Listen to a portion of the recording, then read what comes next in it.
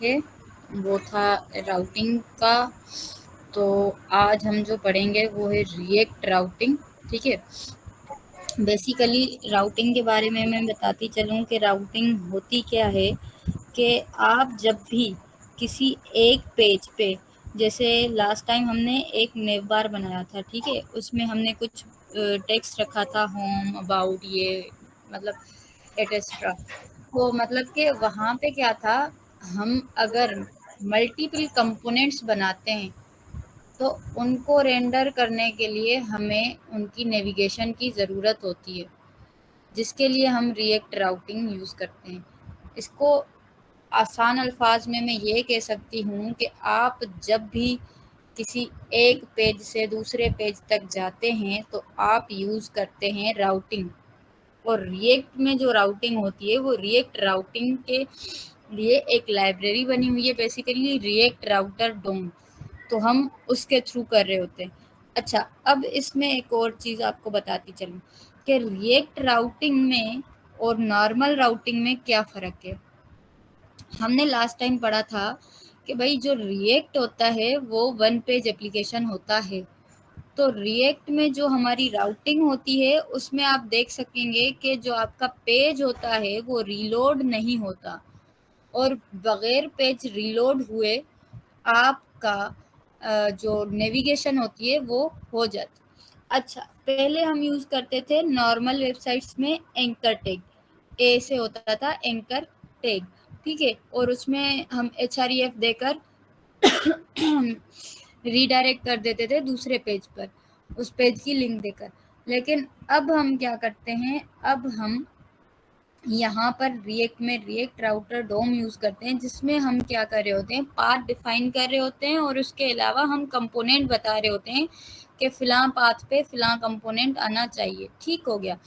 तो इसको एक साइड रखते हुए अगर मैं आपको थोड़ा सा ब्रेक रिव्यू दे दूं, तो आज तक हमने जो पढ़ा उसमें सबसे पहले हमने रिएक्ट के बारे में पढ़ा था कि रिएक्ट क्या होती है। रिएक्ट एक जावास्क्रिप्ट की लाइब्रेरी है। इसके अलावा रिएक्ट में उसकी ख़ासियतें ये थी कि वहाँ पे हमारे पास वर्चुअल डोम आ जाता है और कंपोनेंट बेस्ड प्रोग्रामिंग होती है। तो यहाँ पर हमारा क्या होता है, क्लाइंट साइड रेंडरिंग हो रही होती है, लेकिन यहाँ पे वन पेज एप्लीकेशन है तो HTML एक बार आती है, और उसके बाद में जब भी आप क्लिक कर रहे होते हैं तो ऑन चेंज आपके जावास्क्रिप्ट आ रही होती है। सर्वर को बार बार आपके पास पेजेस पूरे के पूरे भेजने की ज़रूरत नहीं पड़ती, ठीक है, इसलिए ये थोड़े फास्ट एप्लीकेशंस बनते हैं।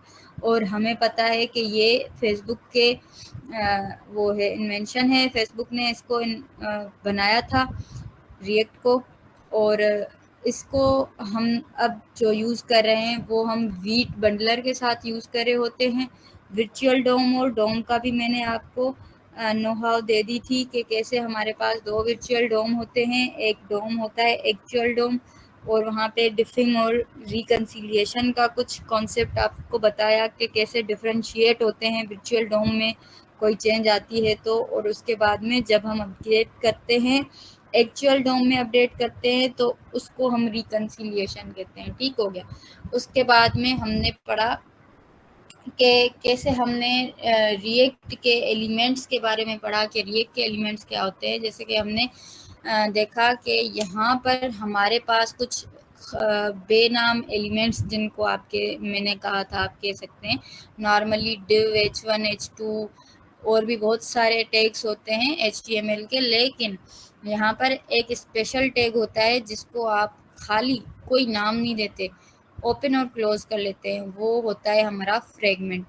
और नॉर्मली हम कंपोनेंट्स में उस फ्रेगमेंट को यूज़ भी कर रहे थे। ठीक हो गया। उसके बाद में हमने ये भी जाना कि रिएक्ट में जैसे आपके नॉर्मल HTML के साथ होता है कि आपने किसी भी इनपुट फील्ड को बनाया, अब वो इनपुट फील्ड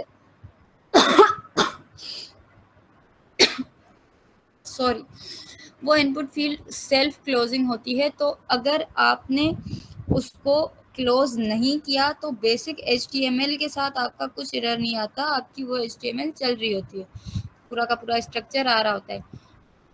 लेकिन रिएक्ट के साथ आप अगर ऐसे करेंगे तो आपकी वो चीज नजर नहीं आ रही होती। ठीक हो गया, क्योंकि वो आपका एरर आ जाएगा। वो कहेंगे कि भाई ये सेल्फ क्लोजिंग एलिमेंट है तो इसको क्लोज करो पहले, फिर आपको हम आगे कुछ स्क्रीन पे दिखाएंगे। इसके अलावा हमने वहाँ पे पढ़ा था कि हमारे जो हम कंपोनेंट्स बना रहे होते हैं उनको हमने हमेशा कैमल केस में ही रखना होता है। Naming convention of components camel case, उसमें हमने देखा कि जिस तरह डिव होता है और दूसरे तीसरे हमने एलिमेंट्स लिए थे H1 H2, तो वहाँ पर अगर आपने कैमल केस नहीं रखा तो नॉर्मल HTML के एलिमेंट्स में और आपके जो बनाए हुए कंपोनेंट्स हैं उनमें ये डिफ्रेंशिएट नहीं कर पाएगा। तो हमने ये चीज़ भी पढ़ी थी। ठीक हो गया। उसके बाद में हमने हैंडलिंग पढ़ी थी। बटन के ऊपर हमने क्लिक किया तो क्या चीज़ें चेंजिंग होनी चाहिए, वो सारी चीज़ भी हमने कवर कर ली। उसके बाद आज का हमारा टॉपिक है रिएक्ट में, और हमने कुछ एक्स्ट्रा भी चीज़ें बहुत सारी साथ साथ में पढ़ी हैं। ऐसा नहीं है कि टॉपिक होता है तो मैं वो टॉपिक पढ़ा दूँ और छोड़ दूँ। तो हमने एक नेव बार भी बनाया था CSS देकर। मैंने आपको बताया कुछ एक्सटेंशंस बताए जो कि आप अपने VS कोड के साथ यूज़ कर सकते हैं ताकि आपकी कोडिंग का जो सफ़र है वो आसान रहे। तो इसके अलावा हमने टेलविंड भी इंस्टॉल की थी। टेलविंड CSS के लिए होती है, उसकी बहुत अच्छी फ्रेमवर्क है। बेस टेबल के वो हम यूज़ कर रहे होते हैं यहाँ पर रिएक्ट में ज़्यादातर, क्योंकि वो इनलाइन CSS दे रही होती है और इनलाइन में भी आपकी शॉर्ट एंड एक CSS हो जाती है, तो इसलिए हम यूज़ कर रहे होते हैं टेलविंड। उसके इंस्टॉल करने का तरीका मैंने आपको बताया।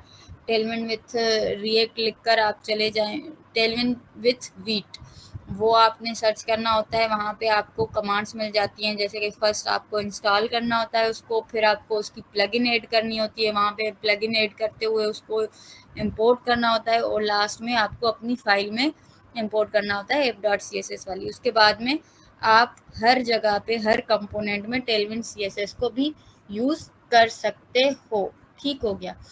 आज का हमारा टॉपिक है रिएक्ट में राउटिंग। तो राउटिंग का मैंने बताया आपको, आई होप क्लियर होगा कि राउटिंग हम यूज़ करते हैं रीडायरेक्ट करने के लिए। सिंपली अगर आपके वो जो कंपोनेंट बेस्ड प्रोग्रामिंग होती है, तो कंपोनेंट बेस्ड नहीं, आपकी जो सिंपल HTML के पेजेस से बने होते हैं CSS HTML and JavaScript simple, तो वहाँ पर आप क्या यूज़ कर रहे होते हैं, वहाँ पर आप लोग मल्टीपल पेजेस बना रहे होते हैं HTML के और उनको रीडायरेक्ट कर रहे होते हैं। अच्छा, यहाँ पर ये चीज़ नहीं होती, यहाँ पर आपकी कंपोनेंट बेस्ड होती है, तो सारी चीज़ें जो होती हैं वो आपकी नहीं रीलोड हो रही होती, बस आपके कंपोनेंट्स रेंडर हो रहे होते हैं। एक कंपोनेंट से दूसरा कंपोनेंट आपका रेंडर हो रहा होता है। ठीक हो गया। चले, अब हम मैं स्क्रीन शेयर करके आपके साथ आपको थोड़ा सा इसको प्रैक्टिकली हैंड्स ऑन कोडिंग करके दिखा देती हूँ ताकि आप समझ जाएं। बेसिकली इसमें भी थोड़ी सी कॉम्प्लिकेशंस आ जाती हैं, लेकिन हो जाता है। Let me share my screen.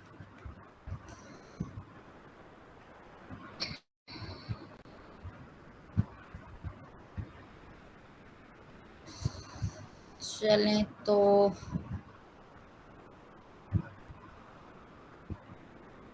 हमने लास्ट टाइम ये प्रोजेक्ट बनाया था एज ए स्टार्टर।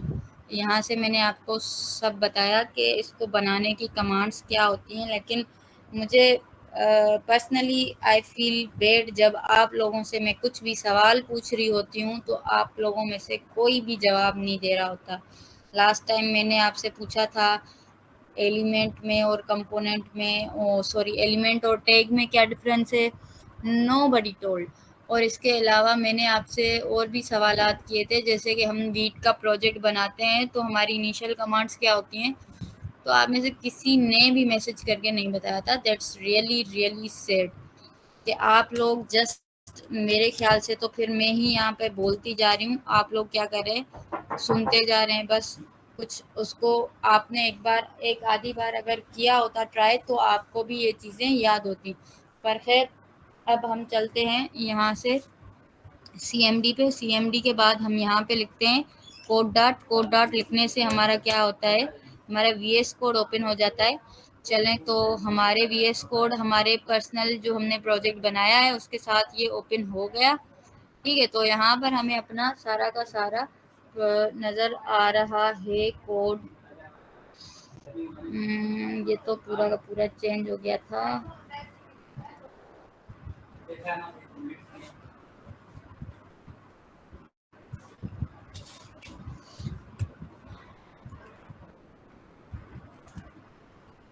चलें, ये था हमारा नेव बार और हमने टेलविंड के साथ ये नेव बार बनाया था। अब ये हमारा प्रोजेक्ट था। फर्स्ट डे पे हमने सारा कुछ क्लियर किया हुआ था कि यहाँ से हमने पता था कि हमें SRC फोल्डर के अंदर हमारे सारे कंपोनेंट्स होते हैं और ये कंपोनेंट्स में ही हम अपना काम कर रहे होते हैं। ठीक है, तो जो राउटिंग होगी तो वो भी इन कंपोनेंट्स की होगी। जस्ट लाइक हमने एक नेव बार बनाया है और हम अगर एक और होम पेज, अबाउट पेज और सारे के सारे कुछ पेजेस बनाते हैं और हम कहते हैं कि हम कहीं पे भी क्लिक करें तो हमारा दूसरा पेज रेंडर हो जाने लगे, तो फिर हम क्या करते हैं, हम राउटिंग यूज कर रहे होते हैं। अच्छा, राउटिंग के लिए सबसे पहले जो ज़रूरी चीज़ है वो है हमारी इंस्टॉलेशन ऑफ राउटिंग। तो पहले हम अपना प्रोजेक्ट चलाते हैं। npm run dev लिखने से हमारा प्रोजेक्ट रन हो जाता है। ये हमारी लास्ट कमांड थी। शुरू से हमने जो कमांड्स पढ़ी थी आई होप आप सबको याद होंगी, क्योंकि मैंने जब भी आपको कहा है मैसेज करके बता दें, जाहिर सी बात है, तो फिर आप बताते नहीं हैं, तो फिर मैं बस अज्यूम कर लेती हूँ कि आपको आ रही हैं चीज़ें। तो अब हमारा ये रिएक्ट का, अच्छा यहाँ पे यूज़र्स आ रहा है। हमने यहाँ पे एक कंपोनेंट बनाया था। हमें ये नेव बार वाला कंपोनेंट था जिसको हम app.jsx में कॉल करवाएंगे। लास्ट टाइम हमने ये डेटा जेसन से लिया था और यहाँ पर हमने कुछ बटन पे क्लिक हैंडलिंग की थी, तो मैं इसको हटा देती हूँ फिलहाल के लिए। ठीक हो गया। और हम क्या करते हैं, अभी के लिए मैं यहाँ पर इंपोर्ट कर लेती हूँ नेव बार को, हमारा जो नेव बार हमने बनाया था। अच्छा, नेव बार N कैपिटल से बना हुआ है हमारा। ठीक हो गया, तो हमने ये नेव बार अपना कर लिया। अच्छा, ये 3 डॉट दे रहा है कि मुझे नेव बार मिल नहीं रहा। अच्छा, B कैपिटल से था इसलिए। कैमिल केस में N और B दोनों ही कैपिटल होते हैं। अब हम आ जाते हैं वापस अपने प्रोजेक्ट पे। तो ये हमारी जो नेव बार है वो हमें नज़र आ रही है। ठीक हो गया। अब हम क्या करना चाह रहे हैं कि 2-4 और कंपोनेंट्स बना लेते हैं जल्दी जल्दी से, ताकि हम राउटिंग स्टार्ट करें। और वो राउटिंग होगी पेजेस के दरमियान, तो वो पेजेस होंगे हमारे कंपोनेंट्स, तो हम वो तैयार कर लेते हैं। फॉर सपोज़ आपके पास अगर ब्लैक बॉक्स है तो आप लोग वो भी यूज़ कर सकते हैं।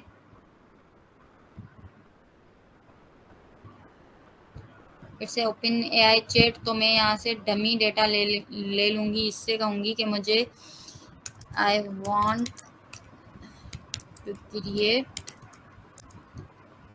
अ home page for React project. ठीक है, अब मैं इससे इसलिए बनवा रही हूँ, आप तो कस्टम बनाएंगे जिसकी जो रिक्वायरमेंट्स होंगी। तो अब मैंने क्या करना है, मुझे सिर्फ आपको राउटिंग के बारे में समझाना है, तो मैं पेज पूरा का पूरा खुद से नहीं बना रही।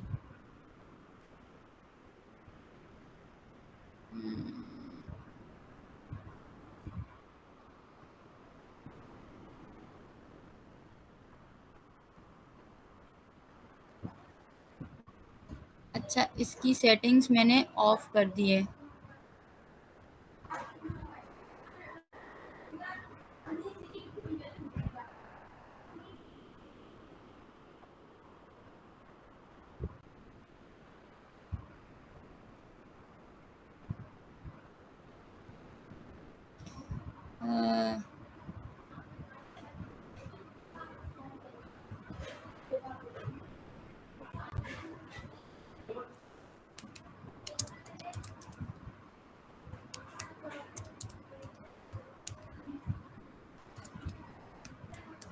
अगर यहाँ पर इसने होम डॉट जेएसएक्स फाइल बना के दे दी तो ओके, वरना हम लोग खुद से डमी बना लेते हैं। अच्छा, इसने जितनी सिंपल बनाई है इतनी एक तो हम भी बना सकते हैं।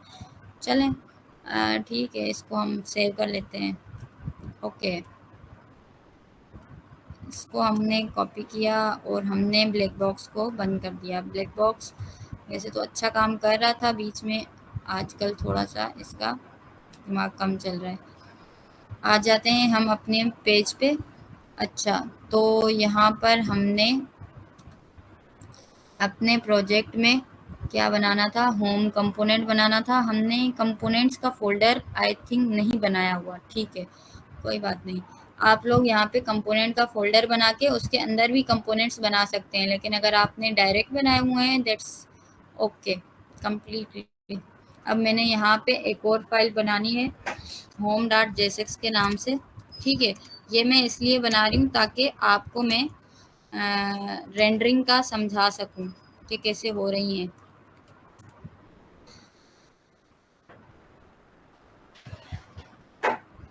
अच्छा, फाइल और folder home dot JSX already exist. यहाँ पे होम डॉट जेएसएक्स बन गया, हमने उसको बोला था ब्लैक बॉक्स को, तो उसने यहाँ पे बना दिया है। अच्छा, इसके अलावा हम उसको बोलते हैं कि हमें एक और भी फाइल चाहिए और वो होगी अबाउट डॉट जेएसएक्स, ठीक हो गया, ताकि हमें उसको भी रेंडर करना आ जाए।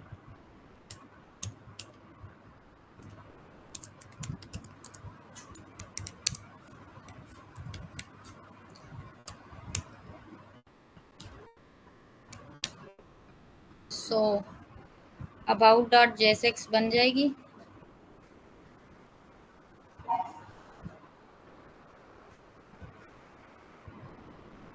चले, होम बन गया है, अबाउट हम खुद ही बना लेते हैं, हमारे पास है इतना बनाने का पावर।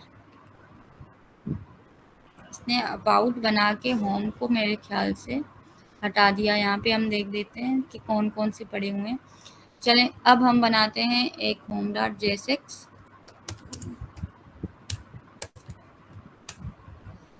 इसको हमने दे दिया ये कोड, ये डमी है, it's none of our personal usage के लिए कुछ भी नहीं है इसमें। और हम इसमें और बना लेते हैं अबाउट डॉट जेएसएक्स, ये अबाउट डॉट जेएसएक्स, और इसमें हम डाल देंगे आरएफसी करके डमी कोड, ठीक हो गया। अब हमने एक और बनाना है कॉन्टेक्ट डॉट जेएसएक्स। हमने ये 3 बना लिए, आई थिंक मेरे लिए तो इतने काफ़ी हैं। बाकी आप खुद भी बनाएंगे, जो जो पेजेस आपको बनाने होंगे उनके लिए उतने उतने कंपोनेंट्स आपको बनाने होंगे। हम आ जाएंगे अपने मेन फाइल में, जो कि हमारा मेन फाइल है, ठीक है। यहाँ पर हम कंट्रोल सी करके थोड़ी देर के लिए अपने प्रोजेक्ट को टर्मिनेट करके अभी हम इंस्टॉल करेंगे npm i react router dom। अच्छा, रिएक्ट राउटर डोम एक लाइब्रेरी है जिसके थ्रू हमें रिएक्ट में राउटिंग अनेबल होती है, तो हमने सबसे पहले उसको इंस्टॉल करना होता है। इंस्टॉल हो जाए तो फिर हमें क्या करना होता है, ब्राउज़र पे रेंडरिंग अलाउ करनी होती है। Let it complete.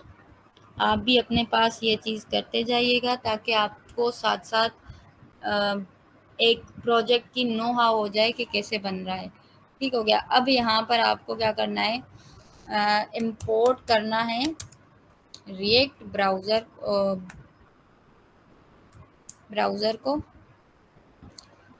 राउटर को, ठीक है।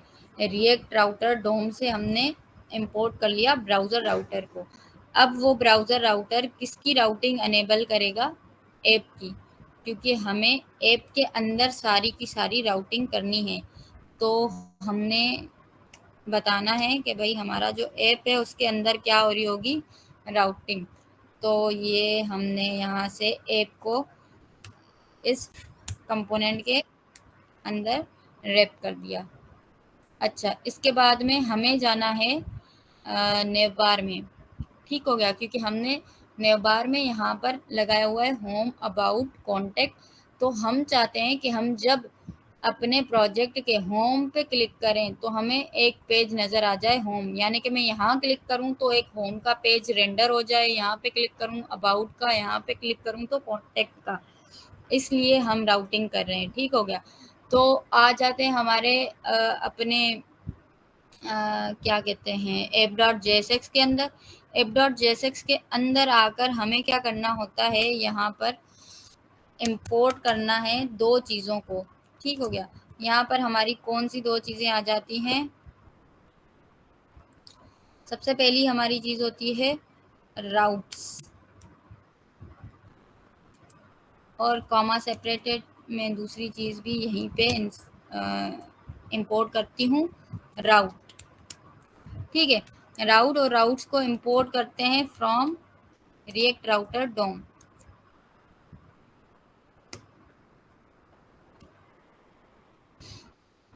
ठीक हो गया।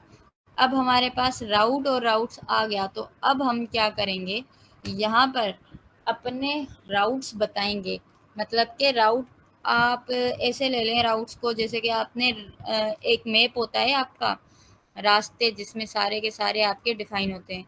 तो ये भी एक इसी किस्म का टास्क है कि मैं किसी चीज़ पे क्लिक करूँ तो कहाँ जाए, किसी पे क्लिक करूँ तो कहाँ जाए। ठीक है, इसको पूरा का पूरा एक हम रास्ता बना के दे रहे हैं। तो यहाँ पर राउट्स के अंदर हम क्या बनाएंगे, राउट यानी कि रास्ता। अच्छा, इसमें सारे के सारे रास्ते होंगे, तो हमने यहाँ पे सबसे पहला कौन सा टैग रखना होगा, राउट का। ठीक है, राउट के अंदर दो चीज़ें आती हैं मेनली, वो होती हैं एलिमेंट एंड। अब एलिमेंट में आपको क्या बताना होता है कि आपका कौन सा एलिमेंट रेंडर हो। ठीक है, और दूसरा होता है पाथ। पाथ, ठीक है, पाथ में मैं बताऊंगी कि मेरी ब्राउज़र पे मैंने क्या कौन सी राउट को हिट करना है जिससे मेरा एलिमेंट रेंडर हो जाए। अब फॉर सपोज मेरा होम है, तो मैं क्या करूँगी, यहाँ पे डॉट नहीं आता, नॉर्मली हम डॉट दे रहे होते हैं, यहाँ पे मैंने दे दिया होम। ठीक है, उसके बाद में मुझे एलिमेंट का बताना है, तो एलिमेंट मेरा कौन सा होगा, वो होगा होम का एलिमेंट। मैं चाहती हूँ कि मेरे होम के राउट पे मेरा क्या आ जाए, होम रेंडर हो जाए।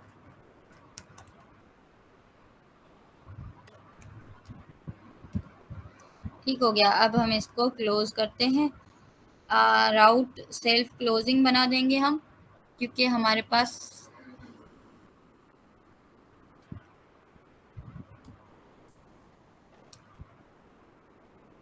राउट्स ऑलरेडी है, तो हम यहाँ पे राउट लिख लेते हैं। ठीक है, अब हम जैसे ही अपना यहाँ पे प्रोजेक्ट रन करते हैं, तो आप सबको पता है रन करने के लिए हमारी कौन सी कमांड होती है, npm run dev। हमने एंटर किया, हमारे पास एक लिंक आ जाती है जिसके थ्रू हम जा सकते हैं अपने प्रोजेक्ट के पास जो हमने बनाया है। तो अभी हमें यहाँ पर अगर हम आ जाते हैं, आई थिंक इंस्टॉल तो हो गया है।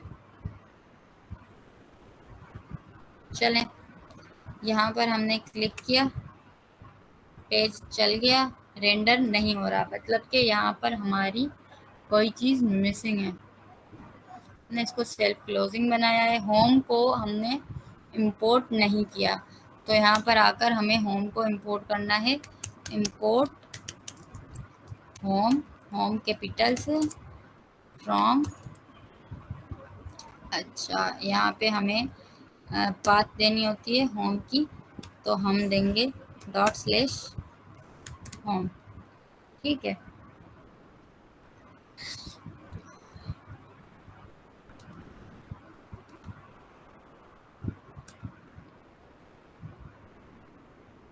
चलें, तो यहाँ पे हमारा नेबर आ गया है।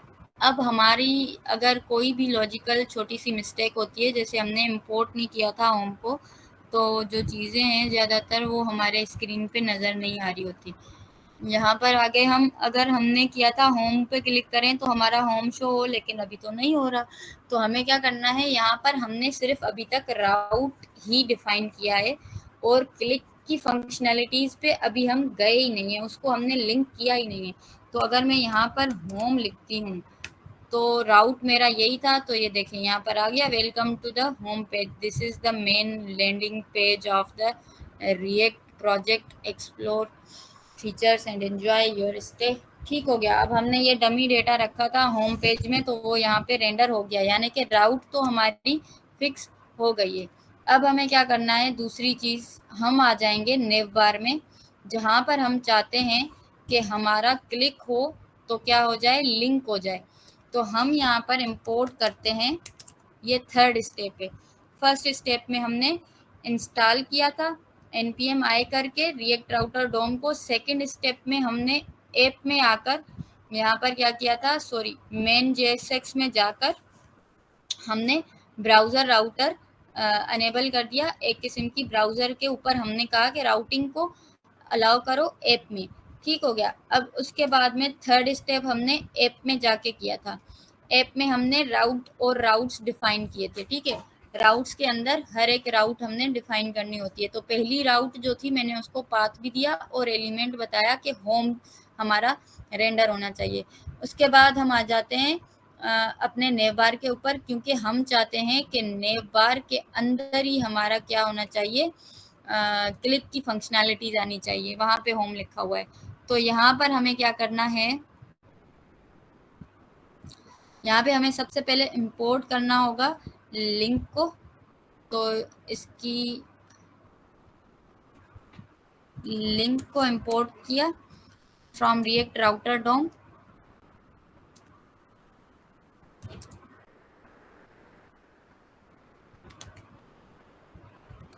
ठीक हो गया।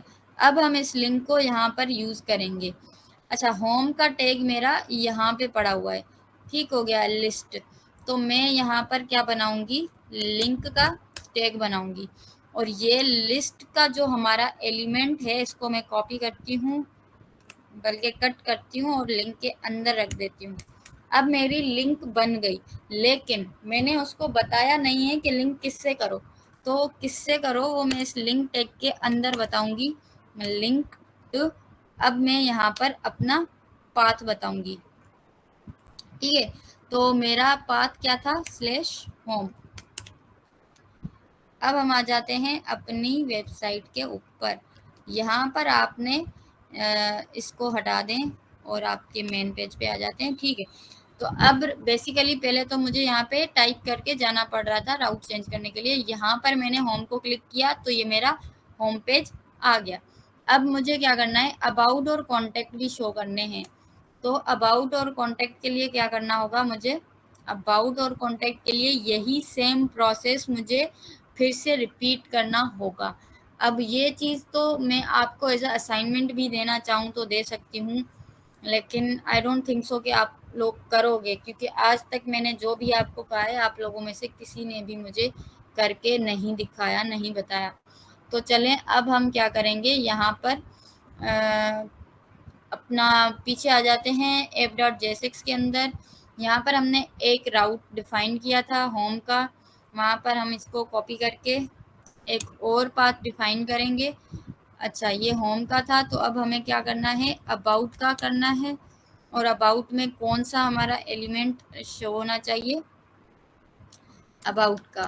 ठीक है, यानी कि हम अबाउट पे क्लिक करें तो हमारी अबाउट की सारी चीज़ें आ जाएं। तो इसको भी हमें बेसिकली यहाँ पे इंपोर्ट करना पड़ेगा। यहाँ से हमने कॉपी किया, यहाँ पे पेस्ट किया। ठीक हो गया। और ये होम है तो इसको मैं अबाउट कर देती हूँ। अबाउट का कंपोनेंट हमने बनाया हुआ है। अब हमें क्या करना है, स्टिल प्रॉब्लम। अच्छा, होम लिखा हुआ है यहाँ पे, हमने यहाँ पे अबाउट करना है। ठीक हो गया। अब हमें क्या करना है, सबसे पहले हम जाएंगे अपने नेव बार के अंदर फिर से। क्यों, क्योंकि हमें वहाँ पर क्या बतानी है, लिंक करवाना है। अब हम आ जाएंगे, लिंक तो हमने पहले ही इंपोर्ट किया हुआ है, बस हमें क्या करना है, यहाँ पर जहाँ पर हमने होम की तरह लिंक बनाया था वैसे ही अबाउट के ऊपर भी लिंक लगा देंगे। ठीक है, लिंक लगाएंगे किसके ऊपर, अबाउट के ऊपर। और हम बता देंगे कि ये लिंक किसके साथ करना है। इसमें हमें पाथ देना है अबाउट का, ठीक है। और ये जो हमारा पाथ है, ये पाथ और हमने जो app.jsx के अंदर पाथ डिफाइन किया होता है, ये पाथ दोनों ही सेम होने चाहिए। अब हम आ जाते हैं, तो हम जब अबाउट पे क्लिक करेंगे तो ये रहा अबाउट का टेक्स्ट आ रहा है। अबाउट के अंदर हमने सचेज कुछ रखा नहीं है, वरना वो आ जाता। मैं अगर चाहें आप तो मैं आपको जल्दी से कुछ जनरेट करवा के जीपीटी से, तो आपको मैं दिखा सकती हूँ कि हमारा पेज वाकई में चेंज हो रहा है, ठीक है। हम इसको कहते हैं कि हमें एक होम पेज बना के दे दे।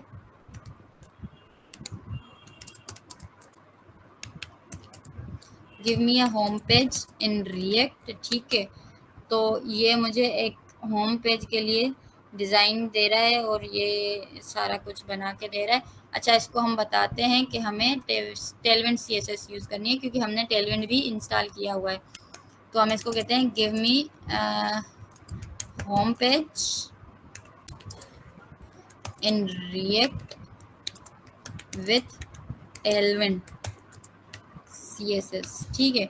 अब ये टेलविंड CSS यूज़ करेगा, क्योंकि हमारी CSS जो है वो अप्लाई नहीं हो रही चीज़ों पे। तो हम क्या करेंगे, इसको कहेंगे कि हमें टेलविंड CSS ही यूज़ करके दिखा दे, होम पेज बना दे।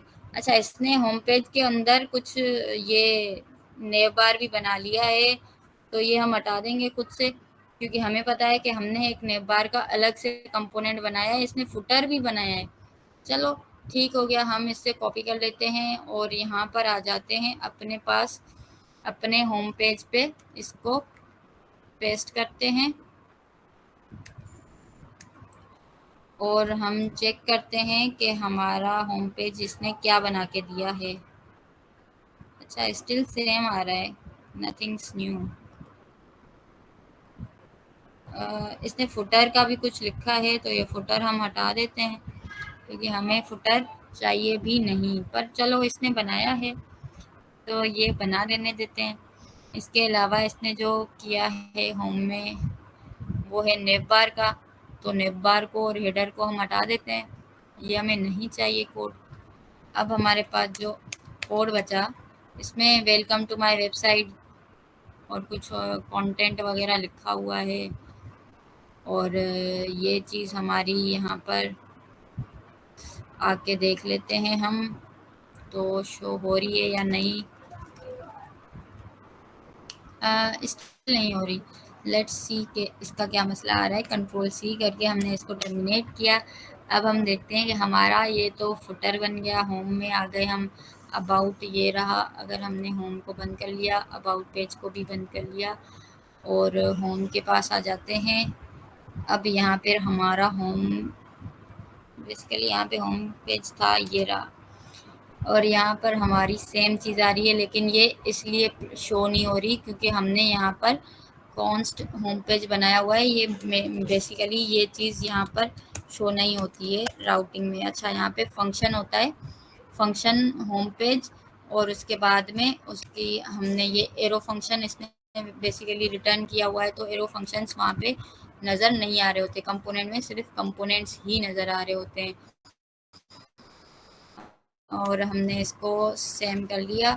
अब हम यहाँ पे कर लेते हैं React router, sorry npm run dev, ताकि हमारा प्रोजेक्ट चल जाए फिर से, जो हमने बंद कर दिया। अब हमारे पास जो लिंक आएगी, तो हम चलते हैं, लेट्स सी क्या होता है। हमने होम पेज पे क्लिक किया तो हमारे पास होम पेज का डिज़ाइन आ गया। Welcome to my website, this is go.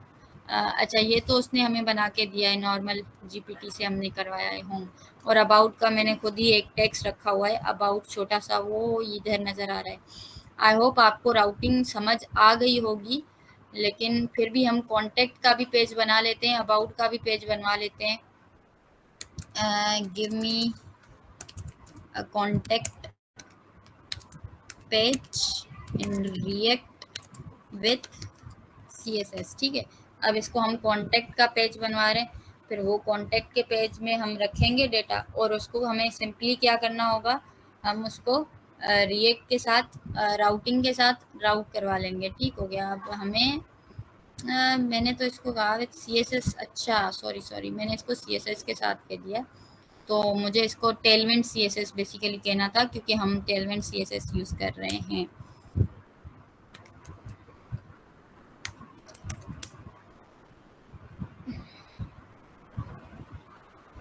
Tailwind CSS में ये होता है कि आपकी रिस्पॉन्सिव बनते हैं। यहाँ पर इसने भी बता दिया है कि डिस्क्रिप्शंस वगैरह इस रिस्पॉन्सिव होते हैं, ये वो। ठीक हो गया। आपकी जो वैसे भी नॉर्मली आपके वेबसाइट्स को मल्टीपल डिवाइसेस पे ओपन किया जाता है, तो ये बहुत ही ज़रूरी है कि आपकी जो भी चीज़ है ना, वो आपके बने हुई हो, अच्छे से बनी हुई हो। ऐसे अच्छे से कि मुराद ये है कि आपने उसको रिस्पॉन्सिव बनाया हो। कोई मोबाइल फ़ोन पे ओपन करे भी तो आपकी चीज़ वो नज़र आए उसको, और अगर कोई उसको किसी और डिवाइस पे ओपन करे भी तो उसकी डिज़ाइन जो है उसको प्रॉपर नज़र आनी चाहिए। ठीक है। तो यहाँ पर हमने पहले भी देखा था कि एरो फंक्शन से हमारा रेंडर नहीं होता डायरेक्टली, तो हमने इसको यहाँ से हटा दिया, कॉन्टेक्ट पेज बन गया। अब हमने इसको कॉन्टेक्ट का नाम दिया हुआ है, तो कॉन्टेक्ट पेज क्यों हो, इसको हम कॉन्टेक्ट कर लेते हैं। ठीक है। और यहाँ पर आके एक्सपोर्ट भी हम कर लेंगे कॉन्टेक्ट, क्योंकि जो चीज़ हमने इंपोर्ट करनी होती है तो सबसे पहले हम उसको एक्सपोर्ट कर रहे होते हैं।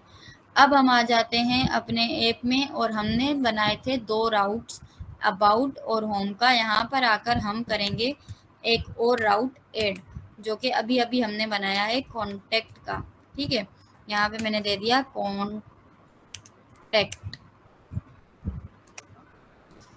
अच्छा, इसको मैंने क्लिक किया तो यहाँ पर कॉन्टेक्ट इंपोर्ट भी हो गया, और हमें इसकी राउट चेंज करनी होगी, वो राउट होगी हमारी कॉन्टेक्ट की। ठीक हो गया। अब हमें एक और चीज़ करनी है। यहाँ पर हमने ऐप में डिफ़ाइन तो किया, लेकिन ऐप में डिफ़ाइन करने से बटन के क्लिक पे वो हमें मेन वाले उसमें नेव बार में जाकर लिंक भी देना पड़ेगा, ताकि हम बटन पे क्लिक करें तो हमारा ऑटोमेटिकली चल जाए। तो लिंक तो हमारी यहाँ से आप देख लें, हमने इंपोर्ट किया हुआ है। अब हम यहाँ पर एक लिंक बनाएंगे कॉन्टेक्ट के ऊपर, और इस लिंक के अंदर हम क्या करेंगे, ये वाला लिस्ट का कंपोनेंट रख देंगे। ठीक है। अब इसका भी हमें क्या करना होगा, सिर्फ पाथ डिफाइन करना होगा, जो कि हमारा कॉन्टेक्ट के नाम से होगा। ठीक हो गया। अब हम आ जाते हैं अपनी वेबसाइट पर। इसको रिफ्रेश करती हूँ मैं, या फिर इसको मैं डायरेक्टली URL को होम पेज पे लाती हूँ। अब हमारे होम पेज में क्या हो जाएगा, जब हम होम पे क्लिक करते हैं तो ये हमारा होम पेज आ गया। जब हमने कॉन्टेक्ट पे किया तो यहाँ पर हमारा कॉन्टेक्ट का फॉर्म आ गया। ठीक है। तो ये थी बेसिकली रिएक्ट में राउटिंग, जिसके ज़रिए आप क्या कर सकते हैं, एक पेज से दूसरे पेज पे जा सकते हैं, but without refreshing the page. अब आप यहाँ पे थोड़ा गौर करें, ये जो चीज़ है ना, आप इस पे गौर कीजिएगा। मैं यहाँ पे क्लिक कर रही हूँ, यहाँ पे क्लिक कर रही हूँ, लेकिन ये चीज़ रिफ्रेश नहीं हो रही। ठीक है।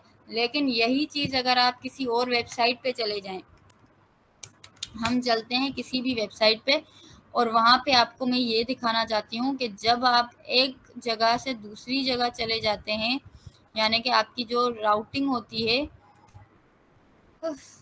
तो राउटिंग में आपका क्या आता है, राउटिंग में आप लोगों के रिफ्रेशिंग हो रही होती है। मैंने ये ऐसे डमी टेक्स्ट के लिए जनरेटर एक ढूंढा था। अब देख लें, मैंने ये इसका जो नेव बार है यहाँ पे क्लिक किया तो ये देखें पूरा का पूरा पेज रिफ्रेश हो रहा है। यहाँ पे क्लिक किया तो ये पूरा का पूरा पेज रिफ्रेश हो रहा है। लेकिन हमारे रिएक्ट के ऐप में यहाँ पर ये पेज डायरेक्टली कुछ भी नहीं हो रहा। आप इस पे ध्यान दें तो ये रिफ्रेश नहीं हो रहा। चलें, आज की क्लास हमारी यहाँ तक की थी। अगर आप लोगों को कुछ समझ नहीं आया तो आप पूछ सकते हैं, एंड अगर आपको समझ आया है तो मेरे साथ साथ इतना काम किया करें जितना मैंने किया है, ताकि आपको भी समझ आ जाए कि प्रोजेक्ट्स कैसे बनते हैं। और मेनली आपको इतना काम नहीं होता, बस आपको जानना होता है कि बनाना कैसे है चीज़ों को और क्या हो रही हैं चीज़ें, कैसे बन रही हैं, तो फिर ये आपके लिए आसानी हो जाती है। ठीक है, अब आपको अगर कोई भी सवाल है तो आप पूछ सकते हैं। Thank you so much ma'am for such an amazing session. अगर आप में से किसी को कोई किस्म का भी क्वेश्चन है तो प्लीज़ मैम से पूछे, आस्क का क्वेश्चन प्लीज़। सेशन तो बहुत बेस्ट रहा हमारा, लेकिन मैम से क्वेश्चन पूछे, मैम जो टास्क देती है काइंडली उसको भी कंप्लीट किया करें, बिकॉज ये आप सबके फ़ायदे के लिए होते हैं। अगर आप लोग प्रैक्टिस करेंगे उसको प्रैक्टिकली, अगर आप उसको परफॉर्म करेंगे तो आप लोगों के स्किल्स अच्छी होंगी और आप लोगों के लिए आगे फ़ायदा होगा।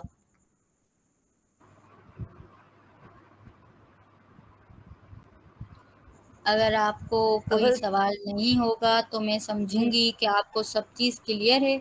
अगर क्लियर नहीं है तो आप लोग मुझसे किसी भी किस्म की कोई भी क्यूरी है तो आप भी पूछ सकते हैं मुझसे।